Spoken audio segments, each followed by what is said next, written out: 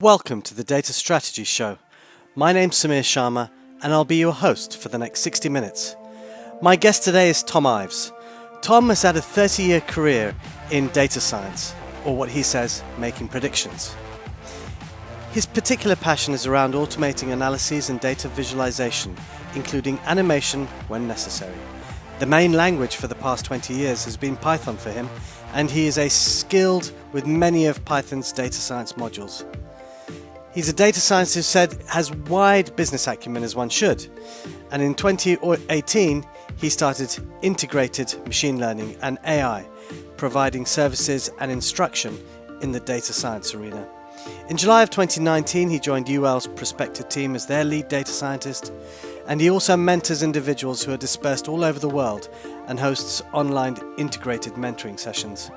In Thom's own words, he says he's an addicted data scientist and dynamic systems modeler and analyst that loves to work with great people to improve the performance of business or products through better design. I hope you enjoy this episode, and please don't forget to comment, subscribe, and share with your friends. Thank you. Well, Thom Ives, thank you very much for coming onto this show. It's a real privilege to have you on the Data Strategy Show. Why don't you just give us a little bit about yourself and your journey to where you've got to as a data scientist? Sure, Samir. It's really an honor to be on your show today. I was born and raised in Dallas, Texas. Don't judge me. I left as soon as I could. No, seriously, it's a great city. It's a great state, but I personally did not like the heat. Right. So I'm glad to live further north. Yeah. I was honored. I was a competitive swimmer growing up. I wasn't necessarily into intellectual things at that time, but I finally did start making the honor roll more when I was a senior, and I was senior class president, got into leadership and doing a lot of zany performances with choir and stuff like that. But then I decided I really wanted to be an engineer. Why? Because I made A's in biology and C's in physics. And I thought, cool, I must want to be an engineer. I did get better at the physics, but it was a real challenge. And went off to University of Texas, Austin. Loved going to school there. Took me a while to grow up and mature, but started just through some wise guidance of friends that were just a couple of years older than me. I figured out how to start studying wiser and balance myself. So I started being on the dean's list. That was exciting, really started to blossom. And I got into predictive modeling, even as an undergrad with wind turbine analysis. And then I was super honored. My first big role as an engineer was with our naval nuclear program in our country. And it was a very challenging program that taught a lot about theory to practice, and loved that spirit. And it made me think about the modeling techniques, the predictive modeling techniques I was learning for engineering and multi-physics. So when I went back to grad school, I really latched on to that. And so did it with robotics and with, I actually did my PhD on design and modeling of hybrid electric vehicle power plants, and loved doing that. But that introduced me, because of the way I was modeling those hybrid electric vehicle power plants, I got deeply into multi-physical system modeling techniques that were very generalized, and learned control system design that I was way too afraid to learn as an undergrad because the math was so intense. Too advanced, yeah, by that time we had symbolic math solvers. And I was like, oh, well, no big deal now. And it really was a big help. But that led me into realizing, wow, there's some serious limits with traditional control system design. So got into neural networks and expert systems that we called fuzzy logic back then. And really did some quite cool and advanced techniques with neural networks back then, but it was all in C. Guido hadn't even invented Python yet, which tells everyone that I'm as old as dirt out there, So, and then, I got various jobs, but over time, just due to programs launching and failing, and the trials of industry, I met some very smart individuals that developed some cool analytical programs for analysis, and it was something I was learning for my work. If you've heard of finite element analysis, it's even more specialized than that. It's called boundary element analysis. And they had developed their whole routine in TCL/TK. And I said, oh, do you guys like that? I've been thinking about learning it. And they said, oh, it's okay, but we really wish we'd have used Python. Well, that's the first I'd heard of it. And I just almost worshiped these guys. So I went back to work, and I not only started learning Python, but I fell in love with it instantly. And then I bought the most popular book at the time. The internet was there, but it just wasn't as strong yet for that kind of stuff. And so before long, I had this whole class organized for the author of this best book on Python to come in and teach it to all of us. And it was transformative for some and not for others, but I never looked back. It was just amazingly liberating for me. And well, because of, I was doing modeling for my company, but then that program failed where I was first using Python, and I started trying to find ways to automate data flows and data visualization. And that caused me to use Python even more. And then before long, I was advising grad students on their research. And not always, but a lot of times they were using Python and doing data science type work. And I suffered some layoffs just due to industry cutbacks. As I was trying to soul search, a friend of mine had to point out to me, Tom, you're a data scientist. I said, well, yeah, I guess so. He said, do you realize? I said, I am so behind on current events, even in my own field. He said, well, let me explain to you. And I went, oh. And I really had never had to look for a job for a long time. Even the first time I got laid off, it was like, oh, Tom's available. Grab him up. But the next time I realized, oh, something's changed. And so I started thinking, well, what have I been doing? What am I good at? And then I found myself to be quite marketable as a data scientist. And that's what I was doing and loved to do. So it's been a great ride to get to that point. But I want to point out, data science crosses into a lot of domains. And I've primarily focused in the engineering domains, but I don't like it personally when people try to say, oh, well, we need someone with this domain experience. And I just want to kindly grab them by the shoulders and say, no, you don't. You need someone that can talk to the business experts about, because they're the ones that think they have the best acumen in their business and find out, what do you need? How can I bring data to help you? It's that soft skill of just caring about what they want that differentiates you in your data science. That's amazing that you say that, because so many times I have heard, seen, read, spoke about, conversed with about what is the archetypal data scientist. And for many, many years now, I think it was, I think it was 2012 when the Forbes article came out about data science being the sexiest job in the 21st century. And, it created this huge buzz. So based on that and based on the, the sort of trend from 2012 to now, people are still looking for this unicorn. People are still looking for, an easy way to from A to Z to become, a data scientist. You can't become a data scientist in 6 days, 6 weeks, 600 days. It's probably a lifetime of study, to be honest. So in your opinion, what makes the basis of a good data scientist? That is a very, very important question. Let me, if you don't mind me taking a little time to pose it a little more carefully. Not that you haven't posed it super well, you have, but it's a spirit of, okay. In other words, I want to emphasize why this question is so important. First of all, if we just take all of data science, all of the methodologies that exist with it, for someone to go deep on every area of it would take a lifetime. Oh gosh. But that's not the beginning of the problem. the techniques are growing faster. Mm-hmm. One person that would already have all that expertise could keep up with them. Now, one of my close friends, Giuseppe Bonacorso, Yep. who wrote Mastering Machine Learning Algorithms in Python, the guy is an intellectual powerhouse. Mm-hmm. But if he were on the show with us right now, he would be saying absolutely what Thom is saying is correct. So, I mean, of all the people that I'm close to and know, he comes the closest to knowing it all. And he'd say, I don't know it all. Wow. You know? And so that the spirit is, okay, then what does it take to be a good data scientist then? Yeah.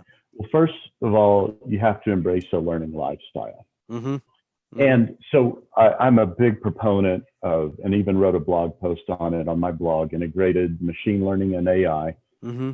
Have to get really good at maintaining a personalized learning plan. Yep.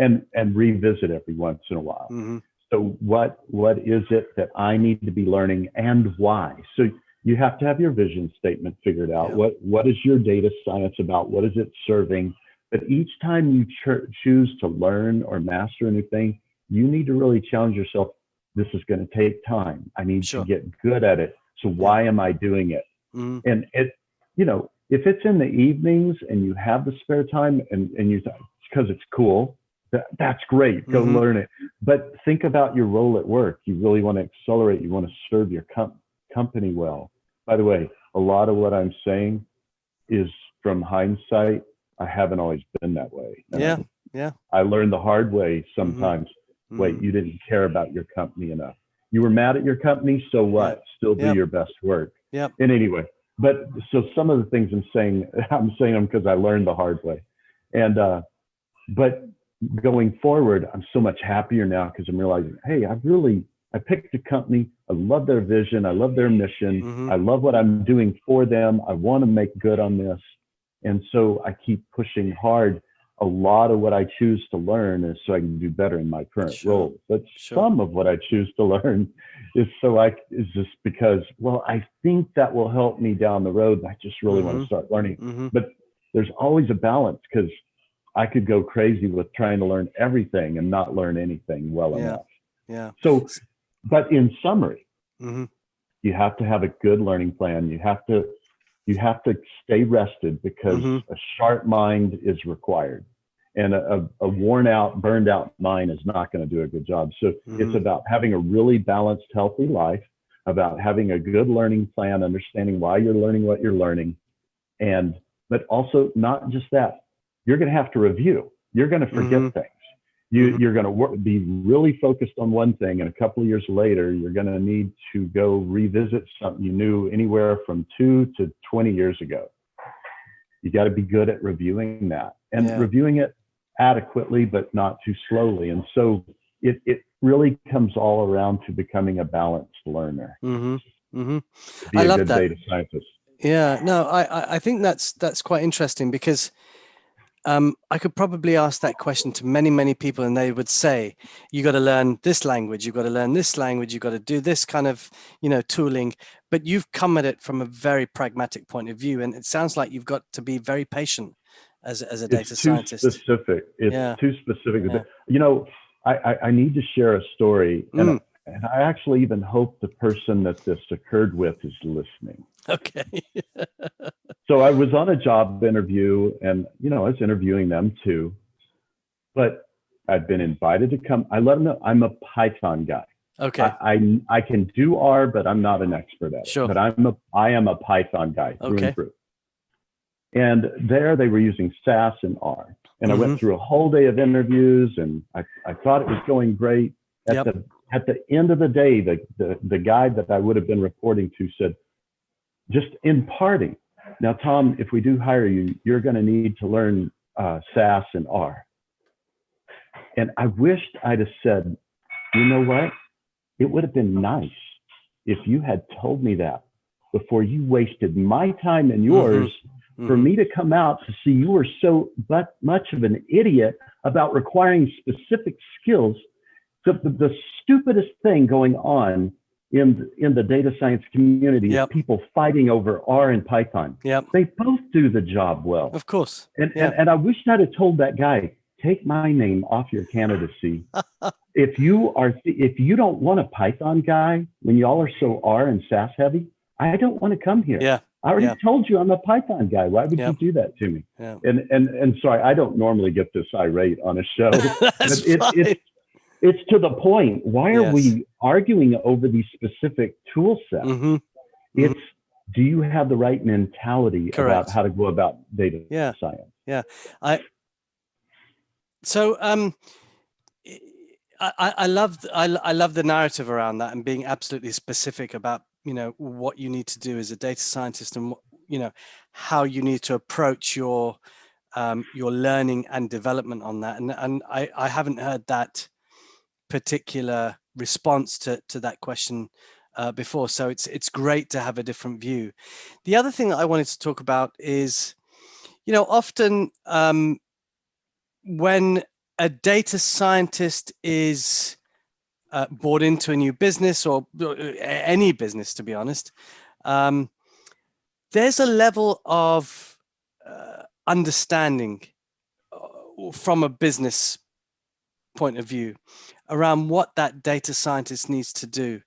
And the myth that, you know, the data scientist is somehow going to be a magician or a wizard, which I'm sure lots of data scientists would love to be called wizards. But how much of your work as a data scientist, and specifically, I know that you've come from the sort of engineering side, but how much is it? How much is it creative versus ideation versus practical stuff? Where do you how do you build that into what you do day to day, and how you create stuff? So I think it changes on a role to role, business to business, even season to season within a specific role basis.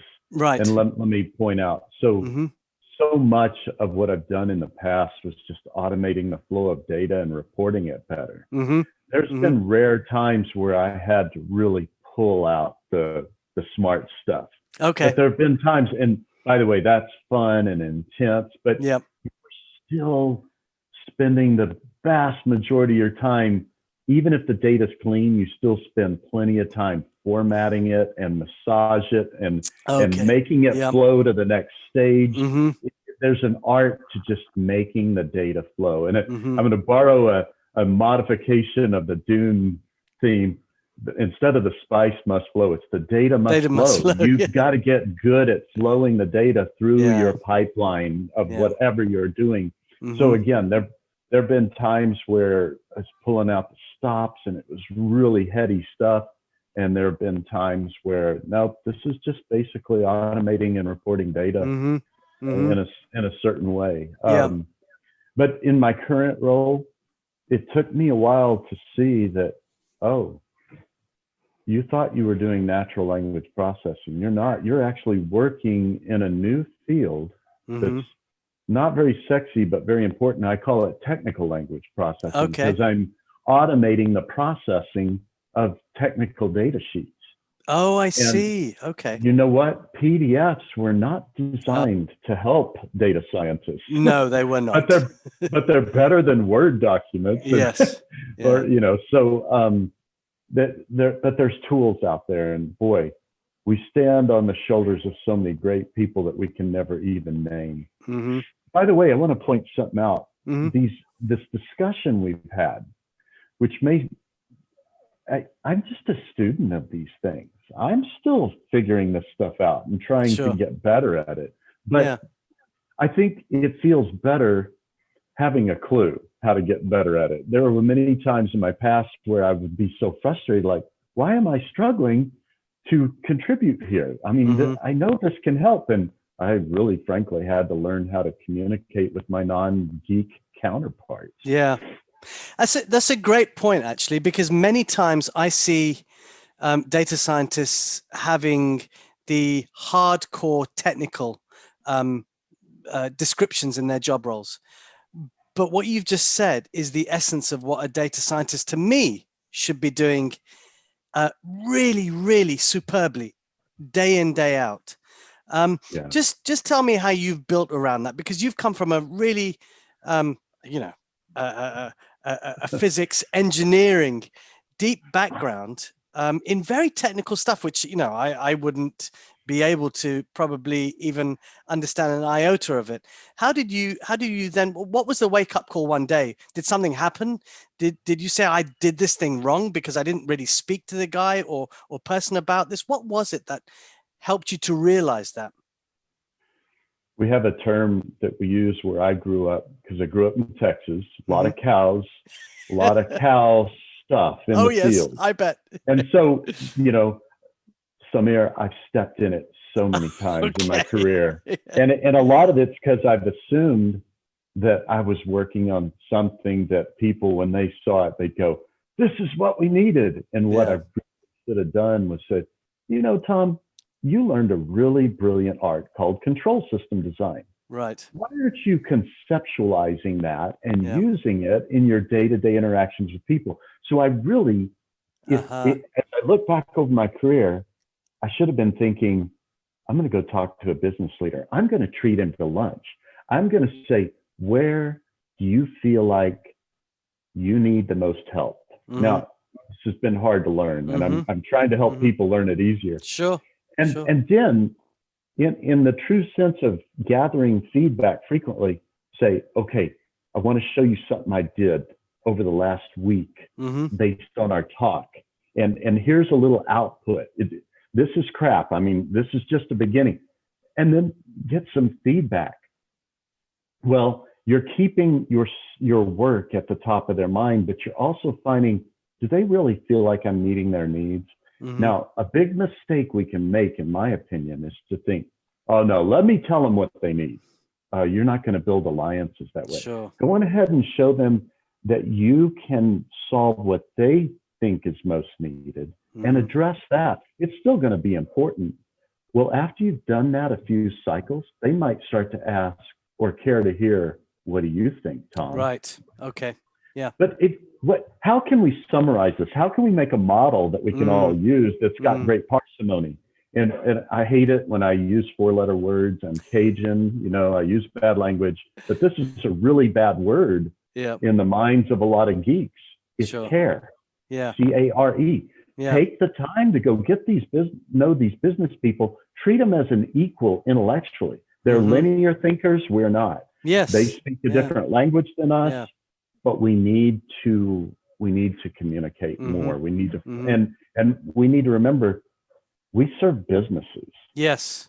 We're not asking the business to serve our needs. We have a job because there's a business. So. Correct. And I like that. I like that point, because I've been having a number of conversations recently around, the fact that I see in many industries and many companies, this triumvirate of misalignment between an analytics team, the even to some extent the data teams, and then the business teams, and that they're working at sort of cross purposes, and never the twain shall meet. So what you've just identified there is absolutely, understand the position of the business first, because that's what you're trying to affect. That's what you're trying to achieve something for that business, which is based on either what the CEO wants to do, what the strategic objectives are aligned to, and therefore, you're going to build your pipeline. As you said, the data must flow, and I really like that. I'm going to use that, by the way, at some point. Feel it, please.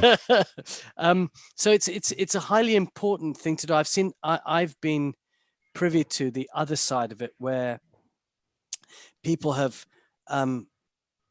written or responded to a business request in a really, let's just say, egotistical way. I know best. I know what should be done, and I know which model. I don't care which model it is, to be honest. I care more about the outcome. And I think that's the bit that is, is more so where I see things missing. So, in that sense, let's switch gears, because I think we've talked about, what data scientists are, what types of traits they should have. Let's get into this whole thing about AI, because AI is on the lips of everybody at the moment. It's become the biggest buzzword of our time. If I look back, first it was things like self-service, and then it was things like business intelligence, and then it was things like big data, and then it was things like AI. But what's the essence of this thing called AI for you? I gotta do a shout out here. Yeah. To the organization on our planet that's fostered the best thinking and beliefs about this whole field, and that's Hollywood. Thank you, Hollywood, for pointing out how accurately we should fear and think about AI. Now, obviously, I'm being facetious, and I mean it as a joke, but I do want to caution the public to say, hey, can we remember that's Hollywood? Yes. But at the same time, I'm a little sympathetic, because they're like, hey, I grew up with Star Trek, and look how much of that stuff is real now. I mean, we don't have warp drive and a holodeck and transporting, but dang, their communication devices, we're beyond that now. And I have to, you're absolutely right. But the point being is, and we talked about this in the pre-show, right? Where the real fear for me is, okay, AI is going to reach the state it's going to reach at the pace it's going to reach it. The thing that concerns me the most is, will the humans that care about other humans be the leaders with that power? Or will the humans that care about having more than other humans and are willing to squash down other humans to have more, will they be the ones in control of AI? And that's what worries me the most. That's what keeps me up at night. So when you say that in terms of caring for other humans or crushing other humans, I often think about bias, because essentially when we build something, we build ourselves into it. And if we come from the point of crushing, how, and that means that whether it's whatever kind of algorithm it is, let's just, call it for the Hollywood AI expression, because that's everybody is talking about it, and it seems to be, as I said, the best thing since sliced bread.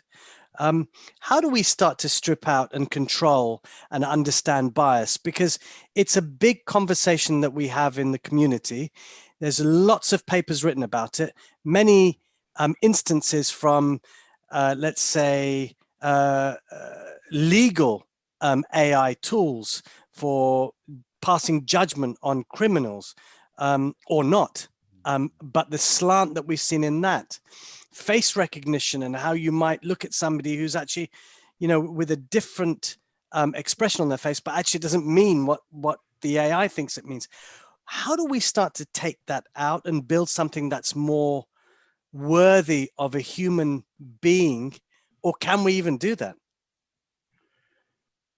Let me come at the answer, at least it's in my mind, from a very general viewpoint.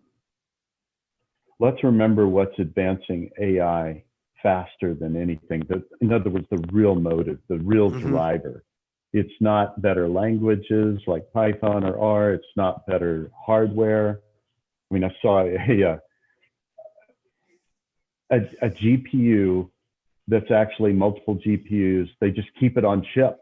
They keep it on the wafer. They don't parse it. They make it so that the whole wafer is one giant multi-GPU.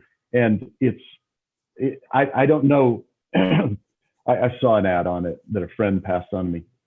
Anyway, it was phenomenally fast. And I thought that's not what's driving AI. It's human cleverness. And so I really think, yes, bias is a problem. But if we focus on the general concepts in all areas of the data must flow, we have to think at each step, am I possibly inducing bias? And bias comes in so many forms, doesn't it? It's amazing how, but why does bias even occur? Even at the most basic concept, when you think of the amount of data we could have for something. We call that the population. And the amount of data we actually collect is just a sample. And that may still be in a gargantuan amount, but we still may be ignorant and blind about, is this data biased because of the way it was collected? And bias happens unintentionally. Sure. So I think someone's going to get clever enough to say bias alert. But have we gotten there yet? No, maybe because it's not as sexy. But hopefully someone will pick up that torch and say, hey, we need to lead the charge here. Is there something that data scientists need to look out for when building their models and thinking about how they develop and be impartial to that model?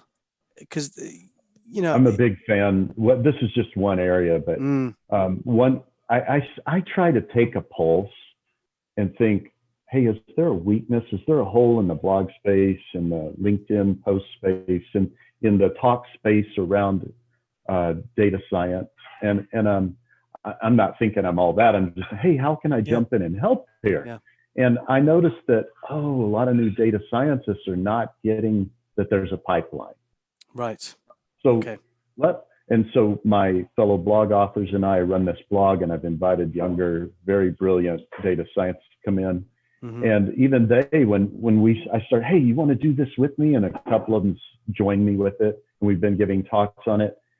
I could tell that even they were like, oh, that's right. And it's the spirit of making sure you understand the framework of a problem before you begin it. Yeah. So I saw this even when I was teaching at the university level, teaching Newton's methods and just saying the laws of motion and how we use free body diagrams in engineering, and seeing that the difference between the students who were struggling and the ones that were really progressing well were the difference between the students who were embracing the framework, embracing the flow of the methods. Right. Okay. And so I think making data scientists,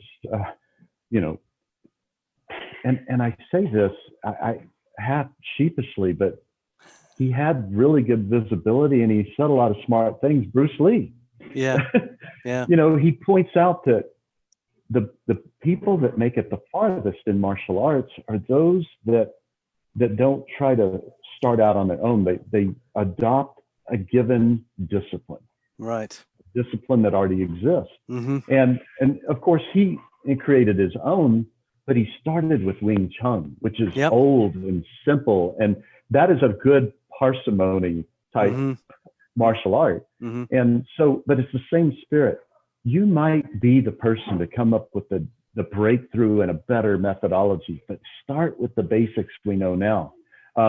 It's amazing to me that someone can still ask a question in an interview like, what's your favorite modeling algorithm? And I would say like, oh, are you really asking? It's be like the one that does the job the best. You should be trying multiple models and having metrics that compare the models. But then I would say, but without being a smart ass in answering your question, I will say this, I will always start with either linear or logistic regression because of how much it can tell me in the model development process, in the modeling pipeline process. But well, do you always do modeling? No, sometimes just good data visualization is what we need. Yeah. To answer the questions that we're seeking the answers, or to answer the questions that we're seeking answers for. Yes. And I think that's also an interesting point, because it's not always a complex algorithm that one needs to create. It's not always an intense period of time of tuning and finding more data. It might be just as simple as saying, hey, I can crack this just with a visualization. And it's as simple as that. But I think we get drawn in. I say we. I'm not a data scientist, but I feel working with so many data scientists. Right. I feel like we get drawn into a rabbit hole, into thinking, let's get this data and that data and try and see what it tells us. And when and you've got this inkling in your mind that you think it's really not going to tell us much, because I think that's not the kind of data. So that framework that you talk about, and I come from a position of frameworks. It's the only way that I can understand how, and I've built a number of what I call canvases. So whether they be a framework or a canvas, but it helps me explain the concept, the process, and helps frame the response of when I'm working with a business, person, and it helps them understand the non-technical piece of what we're all thinking about, Yes. and one of the things that I've recently been saying is actually we focus too much on data. Let's just take data out of the equation for a moment. There's so much of it, and we as in our community are constantly talking about data. But actually, the essence is we got to take it over back into the business area and talk more from a sense of what's the outcome and the decision and the action that needs to be made. So a lot of the frameworks I've built start with that, because a business person can absolutely understand it and can relate to it. And then what happens is the data scientist comes in and says, now I see the purpose of why we're doing this. I'm really glad you laid that out. I was afraid I was going to have to politely disagree with you, but then as I carefully heard you out, I realized, what Samir is getting at is know what data you're looking for. Yes. There's a business problem. Yes. Does data exist that can answer that? Correct. Can we start collecting data that would answer that? That was so beautiful. Thank you. That was worth being on the show just to hear you say that. I mean, no, I'm serious. That was really good, actually. Thank you for that. Oh, thank you. So, I'm often intrigued by the word and why there is a tag on the end of data, which is scientist. I have come up with a new term. Okay. It's funny. I seem to coin these new terms and realize, if I could copyright that, I'd be rich. But it's an art. And I think I learned to do this just because I've had some brilliant marketing friends that taught me the importance of it. But we were saying earlier, the data must flow. Of course, that's just stolen and modified conceptually from Dune. Sure. But more seriously, data evangelist. Right. Okay. Now, I have friends that disavow themselves all the time. For example, if anyone follows my homage posts out there, you'll see there's one person that people might think, how did he get on the homage list? And that's Scott Taylor, the data whisperer. And Scott will tell you outright, I'm not a data scientist. And I said, guys, in the specific sense of the words, and our whole terminology is messy in data science right now. Yes. But let's say, okay, what does a data scientist do 80% of the time? Well, if anyone does what is required, the 80% it does well at the 80% of what's required of them most of the time, aren't they probably doing a pretty decent job? Yeah. Well, if you're doing really good at that, maybe it's more important that we have an all-inclusive term, data evangelist. Yeah. And to me, when people look back at the beginning of the data age, I think they're going to look at Scott Taylor and people like him and George Verican and go, thank God we have these people to put language and description around the importance of data and how it needs to be governed and utilized. So Scott's doing this amazing job of like the 8 8s, stuff like that. And so I'm personally happy. Sorry, I've got a big family and things are going on. But anyway, okay, good. And they're trying to be good, but we have dogs and cats. Oh, that's okay. Don't worry about it. But I look at these people, and then for Kate Stratney, who's trying to really take people to the next level of data communication, data visualization.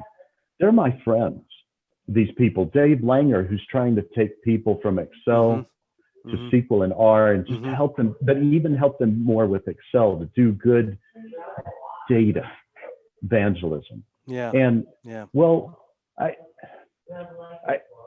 when people start saying, well, that person's not a data scientist, I'm like, gosh, can we just stop doing that? Yeah. Okay, they don't know how to do the algorithmic work, the modeling work. that we don't do that very much. Mm. We do. I'm not saying we don't. I'm just saying there's so much, like we've been pointing out. If a visualization will get the job done, which it so often will, but I even try to emphasize this, and this is why I enjoy being friends with these people. If I can do better at what you're doing, I can do better at what I'm doing. At what you're doing, yeah. Yeah. And I think you're talking about the adage of, and I think I was trying to get to that earlier when I talked about the triumvirate of people within organizations, that the language is completely different. They don't see the same thing that or speak the same language that offers a way to a path for that data to flow.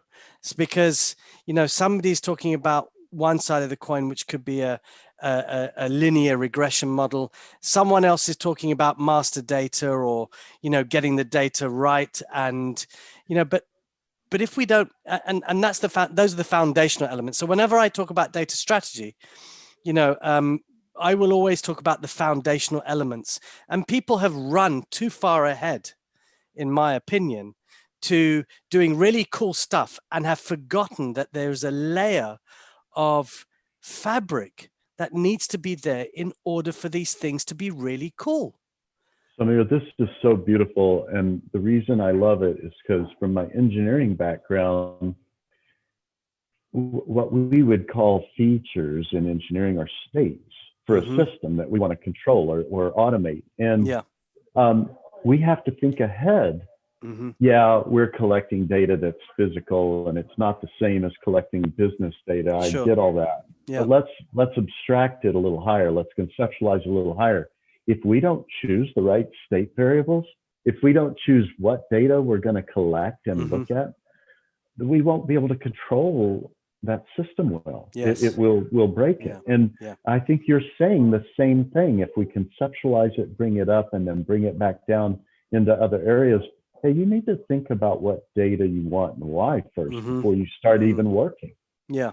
No. I totally agree. And that's one of the things that I often see, which is wrong in the things that we do. And I'll walk into many organizations and I'll specifically ask them. So, here's the one thing. Why is it that you have, I'll give an example. One of my clients, I was having a conversation with the head of their data science team, and I said, well, we built some dashboards 6 months ago, and I had a look back at the usage metrics on there. No one's used them.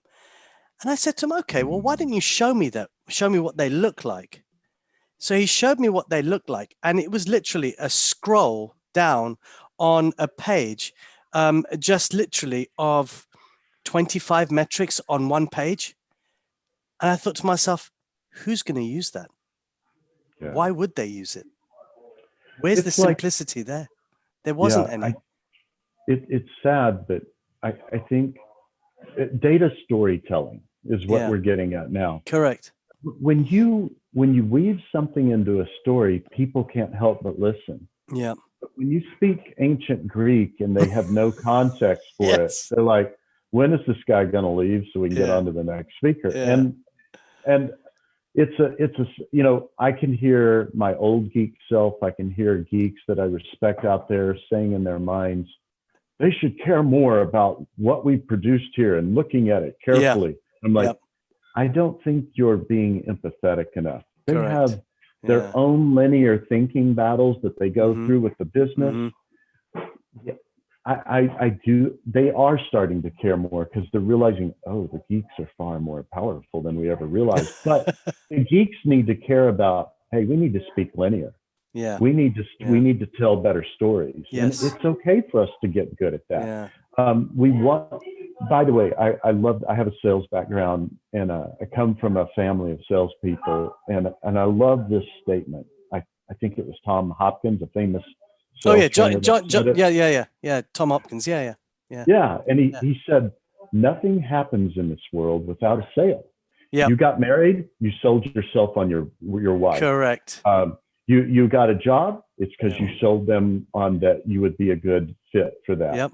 And so we somehow magically expect the business world to accept what we're telling them without being a good salesperson. Well, what's the most powerful way to sell? With stories. Yeah. And data tells compelling stories. So it's actually, for someone as smart as a geek, it doesn't take them much effort to learn to be a good storyteller. It doesn't even take charisma. It You're takes right. clarity. Yeah. And I had Brent Dykes on recently, who wrote the book on data storytelling.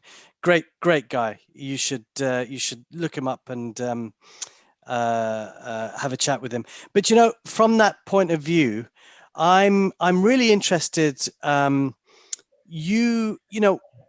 What I researched you before we had this conversation, and what I found was really interesting stuff, because I found this piece of you that is now providing mentoring and putting it out there as on forums, on videos, and so on, and hosting sessions. What drove you to do that? What was it that was there an epiphany one day? What was it?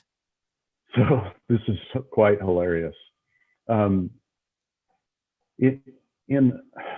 the last 15 years, probably, I started to notice a trend of interns choosing to come ask me for help. Okay. And I want to point out, it wasn't because I was smarter than the guy in the cube next to me. Yeah. I think they sensed, this guy really cares. He likes helping me. There's something that, and it's true.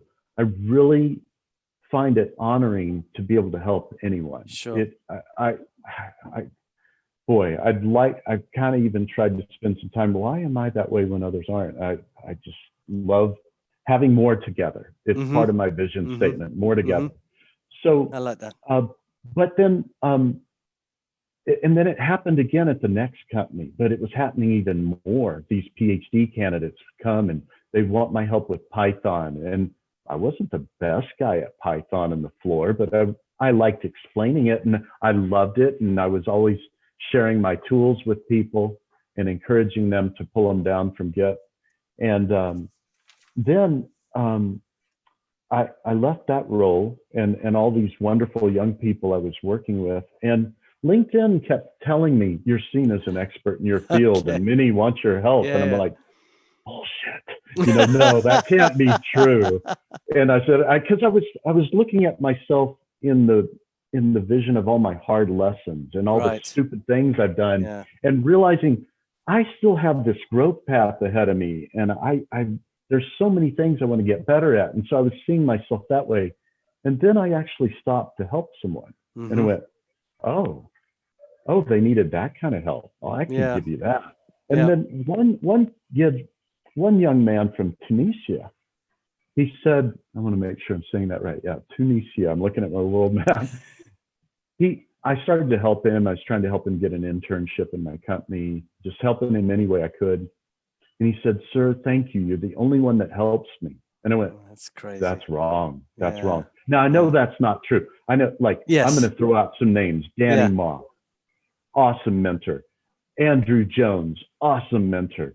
Dave Langer, Harpreet Sahota. These guys are rock stars in wanting to help other people. So I realized I'm not alone, but dude, why do I need to help the community when those guys are? Because I help in my own way. They need to be helped. We need to all be helping everyone. And so over time, there was this one young woman that reached out to me and I started helping her. And she became like a daughter to me. And it's Manpreet Buharja. And she's and then Tina Mary. They're literally my daughters now. Their parents they're like, well, did you ask Tom? I'm an honored family member in these Indian households and more. I have a beautiful sister that lives in Italy who's also half Peruvian, and Giovanna. I have a brother named Ray Sankari. And these are family members now. But over time, it was them telling me, Tom, you have so much to give. And then Robert James, who's with Pack Publishing, he literally called me one day and he said, Tom, why aren't you doing more? He was scolding me. Really? He said, wow. You're not on LinkedIn enough. And I went, so I reached out to Manpreet and I said, Manpreet, I I think I don't see myself like others do. Do you think I should maybe post once a day? And she said, yes. Yeah. And then, but that turned into integrated mentoring. That turned into figuring out, wow, some of what I'm thinking and wanting to share with others is touching nerves. And really, I'm just sharing what I'm excited about in your growing experience. in. Yeah. And I'm just saying, hey, I'm growing here right now. You got any thoughts? Let's open source this. And so my Saturday post is very fun. My Thursday series on reinforced learning that I'm learning about is fun. Just did this post. Rafe Sankari and I are doing homage posts on Wednesday. Okay. And yes. history of education post together on Tuesday. And we're realizing we've only scratched the surface, and this is too much fun, so we can't stop now. But to answer your question in a very specific way, it was discovering that, wow, even I try not to cry here. Sorry, overcome. That's okay. No, it's fine. Even I have something to give, and if I've got something to give, why the hell am I not giving it? So I just started thinking, wow, thank you, world. You think I have something to give, then I will give it. Because I'd kind of gotten discouraged by mean people over time, and realizing I felt judged, and I just think, you know what, filter that and grow. The only thing you can do is grow from where you're at. And I think that's the only thing. I love learning, and when I discovered that other people loved hearing my thoughts and they were helped by them, and a confession, people that reach out to me by mentoring, by direct message, over time, I've just grown and improved this well-crafted message with links to resources. And so I really want to hear how it goes with you. They're blown away. They're like, I can't believe you gave me this much help. But really, it's just built up over time. Like, go read this post. I wrote it for you. Go read this post. I also wrote it for you. Here's 2 interviews with Manpreet. Here's some free books that are good starts. But those blog posts go into more detail. And it's really, everything I'm telling people is I'm trying to help your growth cycles be easier than mine were. And I think that's what I get from it, because, you've built up this experience. You know exactly the points where you've fallen down, and you had to pick yourself up very quickly and adjust and pivot. And so why do you need other people to go through that, which I think is wonderful. It's a beautiful expression of giving to the community. We're walking through a field in Texas together, and there's a lot of cows out there, and I'm just pointing out to them, hey, look down while you walk. Sure. Yes. There's one. Exactly. Watch out. That's all I'm doing, really. Yeah. No, that's wonderful. Listen, my last question before we finish, and I think whether it will touch a nerve or not, I'm not too sure, but is the data scientist here to stay, or is the data scientist going to automate themselves out of what they do? To me, let's look at it this way. What was there before there was a data scientist? There were mathematicians and scientists. What's beautiful about data science, it's an integration of math and engineering and sciences. So, by the way, I don't like the word evolve. I don't mean it judgmentally. I mean it to say that implies long periods of time with dumb luck. What I see is it's this brilliant, it's integration of brilliance. And data science is an integration of brilliance. So as data scientists start integrating more things, what are we going to call them? Let's not get too fixated on titles. What are we, as we integrate the brilliance from history, from our mentors, from those next door to us, from those at the desk next to us, from those we befriended on LinkedIn, as we integrate all that brilliance, let's not let role titles or titles hinder what we're becoming. I say data scientist, it's a convenience. I'm an engineer too, but I'm a philosopher. I mean, I force myself to remind myself every day, you're a PhD. What's that mean? You have a doctorate in philosophy. If you look back to Plato, he insisted on his students studying science and math for 10 of the 15 years at his academy. Yeah. Why? Because he wanted the best philosophers that knew how to integrate brilliance from the ages. And so data scientists, please don't think of yourself as just data scientists. You are the cutting edge, latest manifestation of thousands of years of philosophy. Keep integrating all that brilliance and when I speak on integrating brilliance, I point out the purpose of this talk is to inspire and motivate the true future of AI, which is the young data science. Yes. Yeah. Thank you so much. That's been a fantastic ride into you, your experiences, what drives you, and what the future holds for, as you term it, and I like that term, integrating with brilliance. I really do appreciate your thoughts and your efforts for our community. So thank you once again for coming onto the show. It's been really good to speak to you. It's the first time we've met, and I almost feel like we've known each other for a lot longer than just this, hour and a half. I just have one fear. I've had too much fun, and I'm looking over my shoulder for the fun police to come say, "Shame on you." No, there isn't. Allowed. Listen, you know what I loved about the conversation was that while you were talking, there was this beautiful stream of sunlight coming into, into the room and hitting, and the philosophy around life, around everything that we do, it just summed it up for me right there and then. To be fair.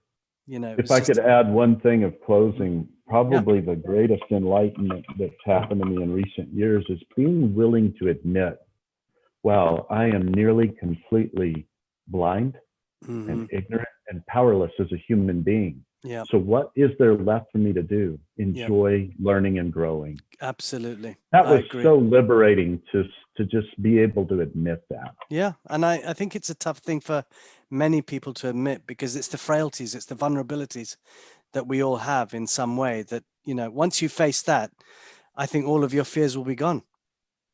I agree. The last fear we have to conquer is death, but there's even ways to deal with that. Yeah, I mean, that's an inevitability.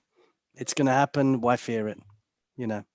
Thank you so much. It's been absolutely great having you on the show. And I wish you luck in your new burgeoning career. Thank you. It's always a new career with the way it's changing. Absolutely. So far. Absolutely.